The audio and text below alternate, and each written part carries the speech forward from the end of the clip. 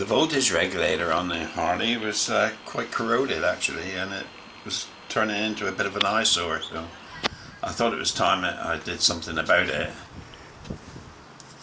Here you can see me scraping the paint off in situ. There's quite a bit of oxidization and corrosion there that needs to come off.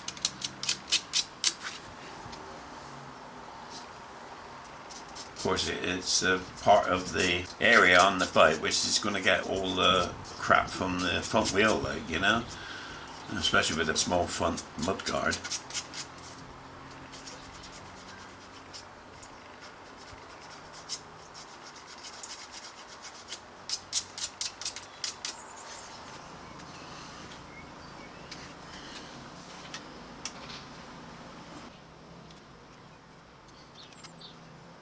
It was inevitable that I'd actually unbolt the regulator and take it off. It uses two, kind of a clamp on each lead.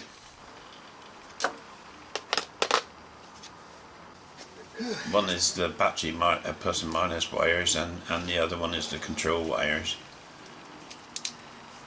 They were very, very dry but waterproof, so I'll grease them lightly before I put them back together with some vegetable grease. Positive on the outside.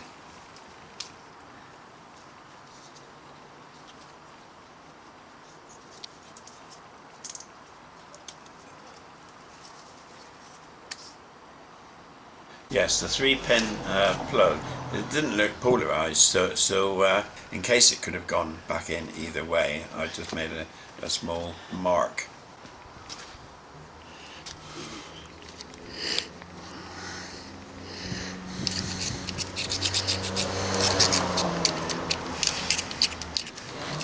And here it just reveals just how corroded the alloy case was of the regulator.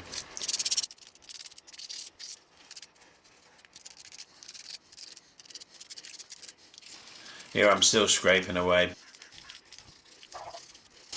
There's a kind of a matte black finish. It's a thin matte black finish. It's not offering much protection, but it's a shame that it actually got through to the aluminium. Not the easiest thing to clean. I would have used a sandblaster, but it's out of operation at the moment, and it was just too much trouble to sort that out in order to sort this one job out. So I carried on with the coarse sandpaper.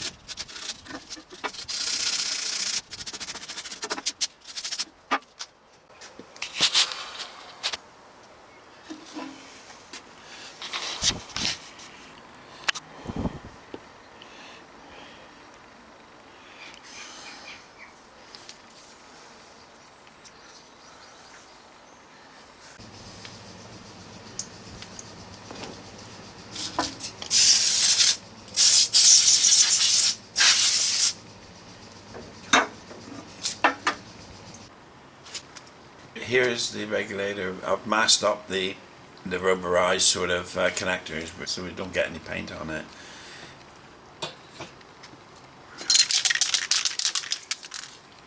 I'm using acetate, U-Pol acetate 1K acid etch primer. This acetate primer will acid etch, it'll prime and protect aluminium, but you must make sure that all the oxidization is gone, because it won't do anything. It won't penetrate the oxidization.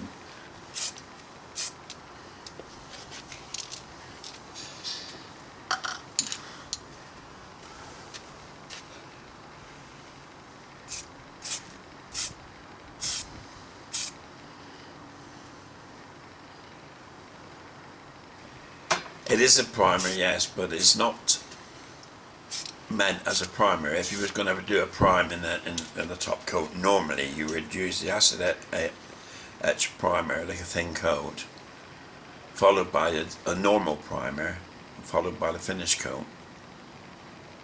I don't want to build up the paintwork too much, simply because I want it to radiate heat, so I'm doing a relatively thin coat of the acid etch, no further priming, and straight on to using the top coat of paint.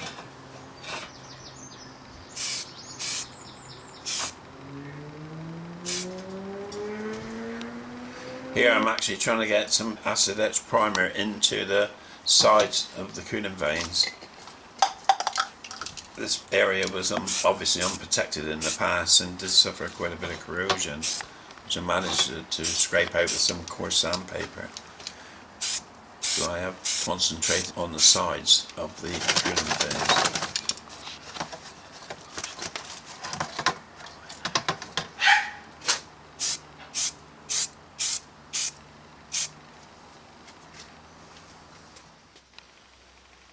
To finish it, I'm using U-Pol satin black.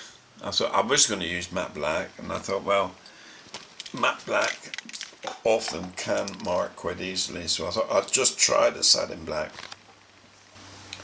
If it turns out I don't like it, it looks horrible, then I'll do a coat over the top of matte black. I'll see how this turns out.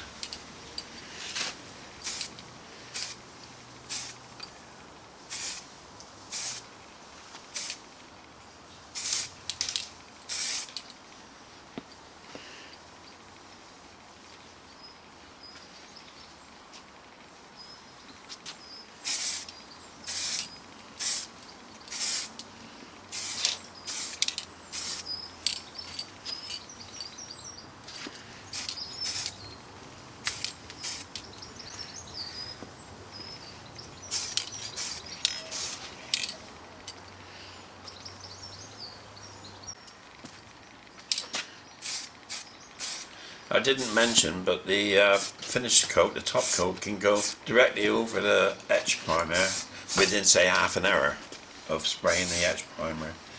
No sanding required.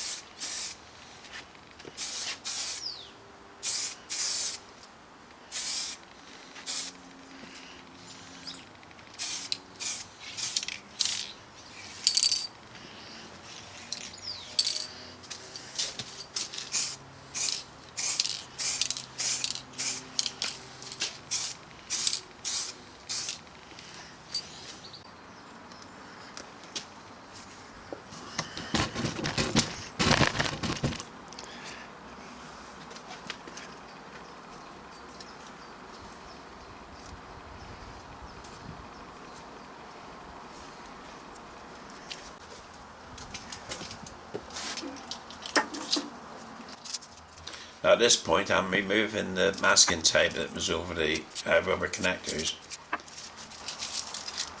ready to go back on the bike.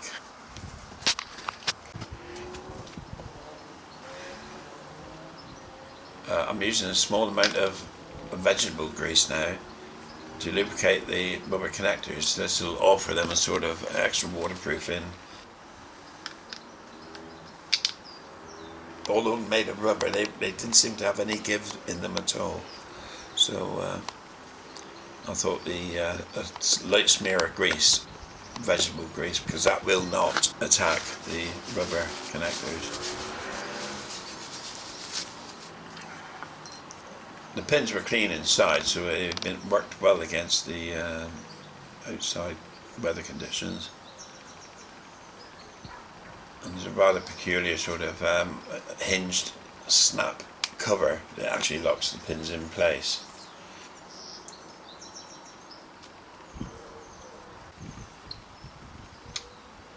And here the voltage regulator is being screwed back into position with, I can't remember what size Allen screws they were.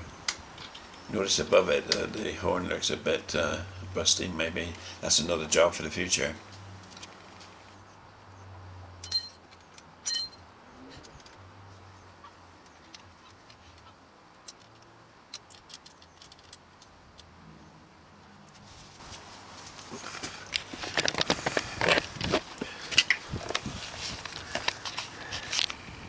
And here's the finished article with what it looks like. That's from the offside. Looking down between the forks. And from the near side, that's the normal angles you'll see it from. Is it complete?